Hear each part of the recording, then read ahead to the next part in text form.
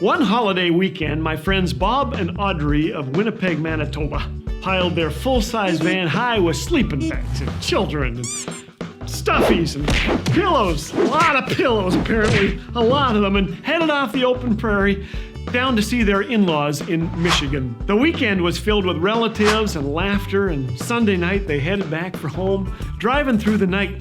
When Audrey offered to drive, Bob clambered toward the back and grabbed his trusty cat or something and drifted off. A few hours later, she pulled into a rest stop as quietly as she could, hoping the family would sleep on. After using the restroom, Audrey took a long sip of some coffee and pulled back out onto the freeway. 2 hours passed as she spun the dial sampling talk shows. When she arrived in North Dakota, in Fargo, the kids began to wake up one by one, but not Bob. Wow, she thought, he's really tired. Where's Daddy? Asked her 7-year-old. Very funny, said Audrey, adjusting the rearview mirror. He's back there sleeping with you, she said. Isn't he? Well, the children began pushing pillows aside. Nope, he's not back here. Maybe he got raptured, Mom. You've been talking about when Jesus comes to get his children. Panic, worry, and fear overtook Audrey as she sought the next exit. She had no idea where the rest area was. It was 2 hours ago. 3 hours, maybe.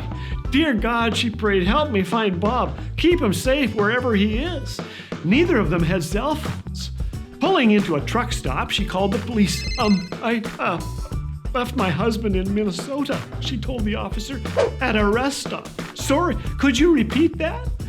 Desperate, Audrey convinced him that this was no joke. She had left her husband, but not intentionally, although he might be thinking so. You hang on, the officer said. I'll get all the numbers of the rest stops in that area. You don't go anywhere now, you hear? Audrey didn't go anywhere. After thanking the officer, she started down the list, praying to God one by one, then dialing the number. Nothing.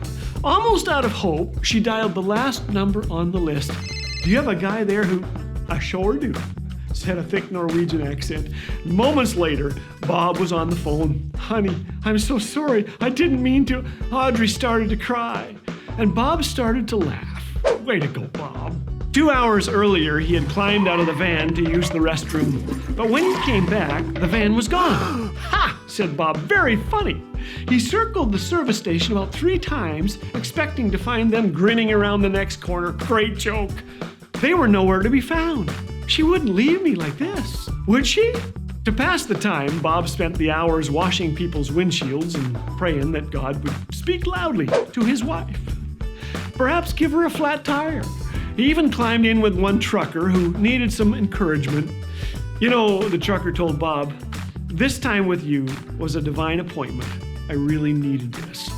Early the next morning, Bob watched the headlights of a very familiar van pull into the rest stop, honking loudly. It's the first time I ever left him, Audrey told me. It's gonna be the last. You know, we've laughed a lot about this together, and Bob said it was like something out of a horror movie. Then I thought, well, make the most of it. Sometimes the only thing I can control is my outlook, and this was definitely one of those times. Audrey told me it seems the only time I really learn is when there's nowhere else to turn but to God. That night I discovered the importance of casting all my cares on Him, like the Bible tells me to. They are His. He's completely trustworthy.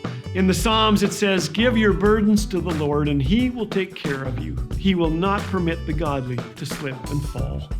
Then Audrey grins and says, of course, I learned it's always a good idea to count bodies before you pull out onto the freeway.